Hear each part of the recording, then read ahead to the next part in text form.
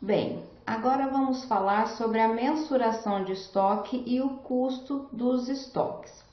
Então, a NBCTG 16 determina o seguinte, que os estoques, que é o objeto dessa norma, devem ser mensurados pelo valor de custo ou pelo valor realizável líquido, sempre dos dois o menor, tá? E aí agora a gente vai entender o porquê, qual que é o valor de custo e qual que é o valor realizável líquido e quando utilizar.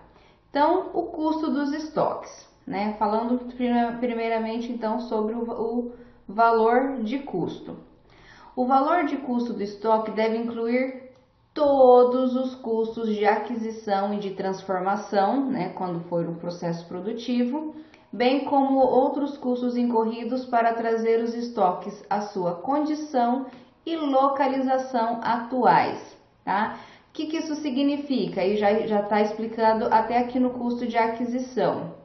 Significa que todo o valor envolvido na aquisição do estoque, desde a compra, frete, seguro sobre frete, gastos com carga, descarga, todos os gastos que a empresa incorrer para deixar o produto, a mercadoria, o estoque dentro da empresa em condições de uso, tudo isso vai compor o estoque. Isso é o custo de aquisição, tá? No caso da transformação, a mesma coisa. A matéria-prima é quem vai ter que absorver todos esses gastos até que ela esteja disponível dentro da empresa. Então aí vai entrar, como eu falei, gastos com transporte, com seguro, os impostos que não são recuperáveis, gastos com carregamento, descarregamento, carga e descarga, enfim. Tudo isso deduzido, então desse valor nós precisamos deduzir quando o fornecedor concede um desconto, precisamos deduzir também os impostos que são recuperáveis caso a empresa tenha o direito de recuperar os impostos. Isso tudo então é o custo de aquisição. Aí nós temos também o custo de transformação. O que seria então o custo de transformação? O custo de transformação de estoques inclui os custos diretamente relacionados com as unidades produzidas, como por exemplo a mão de obra direta e os custos diretos também. O que seriam os custos diretos? Matéria-prima, matéria-prima e outros materiais diretos.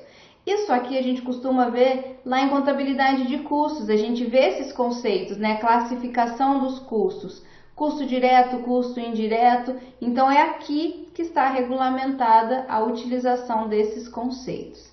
Então, entra aí os custos diretos, também inclui a alocação sistemática dos custos indiretos de produção. Esses custos indiretos podem ser fixos ou variáveis, que sejam incorridos para transformar os materiais em produtos acabados.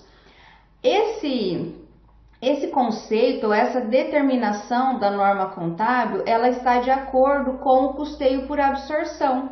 Então, a gente pode dizer que a NBCTG 16 define a utilização do custeio por absorção para calcular o custo de transformação. O que é o custeio por absorção? Nós consideramos como sendo o custo do produto tanto os custos diretos, que vão variar conforme o nível de produção, quanto os custos indiretos, que variam, mas não necessariamente de acordo com o nível de produção, certo? Então, isso seria os custos de transformação, Aqui ele fala também os custos indiretos de produção, aí ele vai falar dos exemplos. Outro custo que eu quero chamar a atenção aqui, que faz parte do custo de produção, é a gestão e administração da fábrica. Então, lá na disciplina de custos, a gente aprende a dividir custo, que é aquele valor que está relacionado com o processo produtivo, de despesa, que é aquilo que está relacionado com a administração da empresa e a comercialização. Então, a administração da fábrica, apenas, né, só o que está relacionado à fábrica é considerado como custo do produto. Os outros devem ser reconhecidos como despesa, tá ok? Aí, aqui ele vai falar sobre a alocação dos custos fixos e indiretos. Nós também aprendemos sobre rateio e aqui tem algumas orientações. Então, os custos fixos e indiretos de fabricação vão ser alocados às unidades produzidas, né, baseado na capacidade normal de produção. É isso aqui que eu quero chamar a atenção. Porque nós sabemos que o custo indireto nós fazemos o famoso rateio, né? Então nós pegamos o custo indireto e rateamos para as unidades produzidas. Mas a norma, ela determina o seguinte, que esse rateio, essa distribuição dos custos indiretos deve ser baseado na capacidade normal da empresa. Então vamos imaginar a seguinte situação, até vou colocar aqui, ó. Vamos imaginar que uma empresa tenha custo fixo, né? Um custo fixo, sei lá, de 5 mil reais, por exemplo, né? E normalmente, durante o mês, a empresa produz, então vou colocar aqui, ó, produção normal, ela produz 100 unidades, certo? Então, se a gente for fazer o rateio com base na capacidade normal da empresa, o que nós vamos fazer? Vamos pegar os 5 mil e dividir por 100 unidades. Então, a alocação dos custos fixos vai ser de 50 reais por unidade. Então, cada unidade vai receber, em termos de custos fixos, o valor de 50 reais. Agora, imagine que em um determinado mês a empresa, os funcionários estão de greve, teve algum problema de entrega de produção, sei lá, teve algum problema e a empresa acabou fazendo uma produção apenas de 40 unidades. Vamos imaginar o seguinte, se a gente for ratear os custos fixos, porque mesmo que ela tenha ficado com a produção parada, os custos fixos acontecem, que são exatamente aqueles custos que a empresa incorre, mesmo não tendo produção, né? Então, ela vai ter os mesmos 5 mil de custos fixos. Só que, se ela for ratear o custo fixo pela produção desse mês anormal, digamos assim, ela chegaria a 125 reais por unidade, certo? Então, se a gente pegar 5 mil dividido por 40, chegaria a 125 mil. Só que isso geraria uma supervalorização de um produto. Esse produto, ele não custa 125 reais para ser fabricado, não considerando apenas os custos fixos. É lógico que aqui nós teríamos que acrescentar os custos variáveis também, pensando apenas em custo fixo. Então, se a gente dividir pela produção desse período, que foi um período atípico, nós estaríamos valorizando de forma errada o estoque.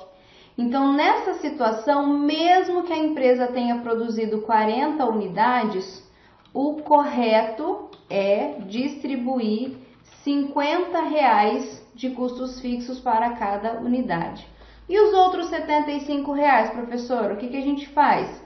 Lança como despesa, porque daí como que eu vou dizer assim, foi um gasto atípico, anormal, não condiz com o processo normal de produção da empresa. Então, a diferença que sobrar aí no caso, nós deveremos jogar como despesa do referido período, certo? Então, o correto, mesmo com a produção de 40 reais, seria distribuir 50 reais de custos fixos para cada unidade produzida.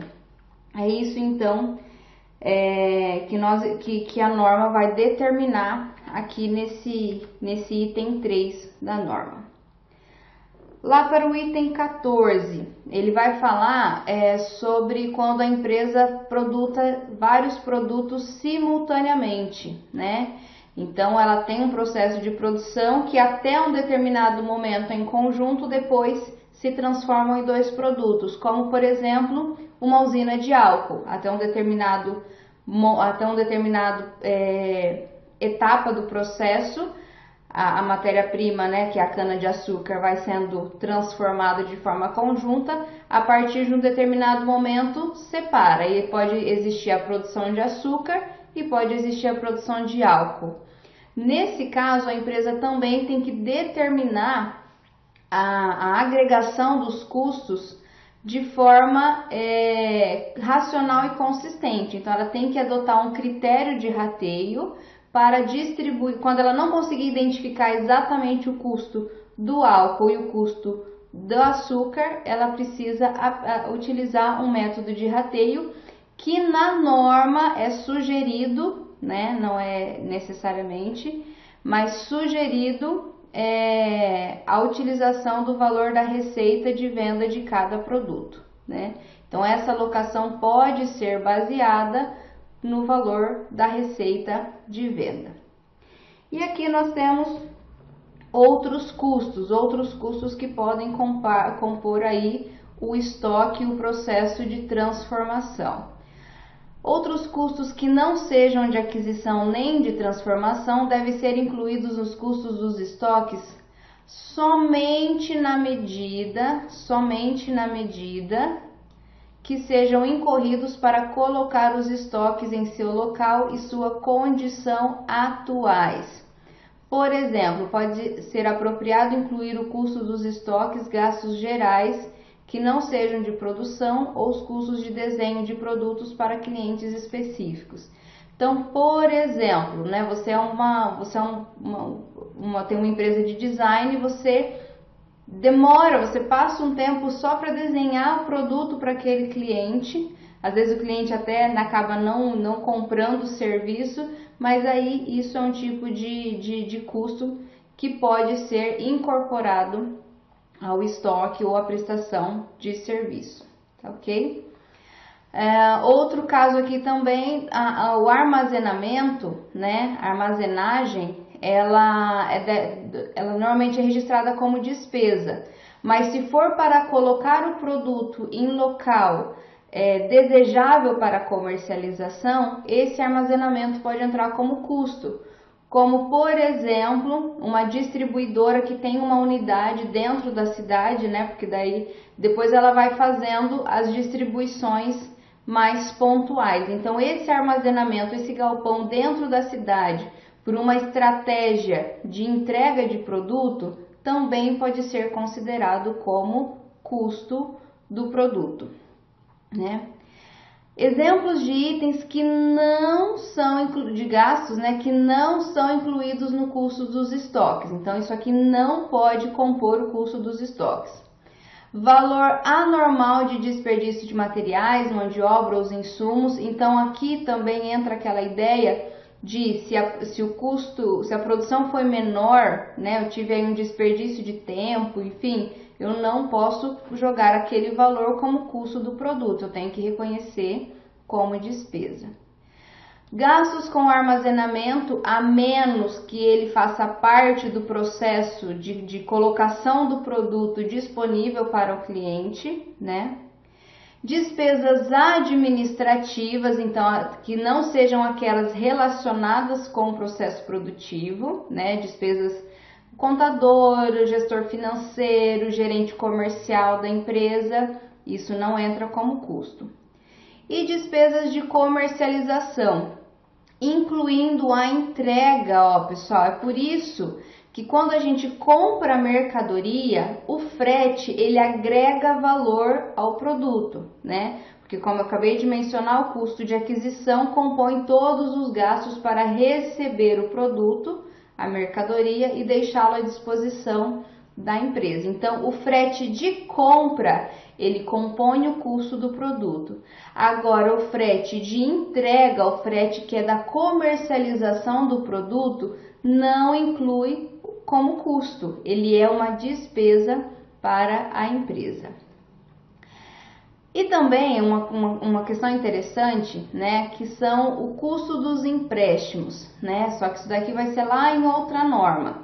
Mas a ideia é que quando você compra o estoque, ele deve ser registrado no ativo pelo valor da sua aquisição normal. Ou seja, se você fizer uma compra a prazo e houver um valor diferente por ser a prazo, né, que não seria o valor à vista, por exemplo, essa diferença não deve compor o custo do estoque. Então vamos supor que você compra uma mercadoria e ela vale R$500 à vista, só que aí você parcelou e acabou saindo por 600. Então esses R$100 de diferença não deve compor o custo do estoque, tá? Porque foi um aumento de valor em função da negociação, não é o valor do item que está sendo adquirido. Então, quando for identificável essa diferença, deve ser registrada como despesa, tá? O custo do produto agrícola, né? Então, o produto agrícola até o ponto de colheita é tratado lá na NBC-TG 29. A partir do momento que o produto foi colhido, ou seja, enquanto a soja ela é viva, ela está lá plantada, ela é um produto agrícola, deve seguir a NBC-TG 29. Colheu a soja, ela se transformou o grão, virou em um produto, ela passa a seguir os conceitos dessa norma, exceto quanto a valoração, que no caso ela deve ser reconhecida inicialmente pelo valor justo deduzido dos gastos estimados. Então, após essa valoração do valor justo e incluindo a soja, né, o milho como produto agrícola, ela segue as outras determinações desta norma. E por fim, outras formas de mensuração. Vou só comentar. Então, existe o custo padrão. O custo padrão é aquele que é calculado, como que eu vou dizer assim, a estimativa de custo, né, que a empresa espera seguir.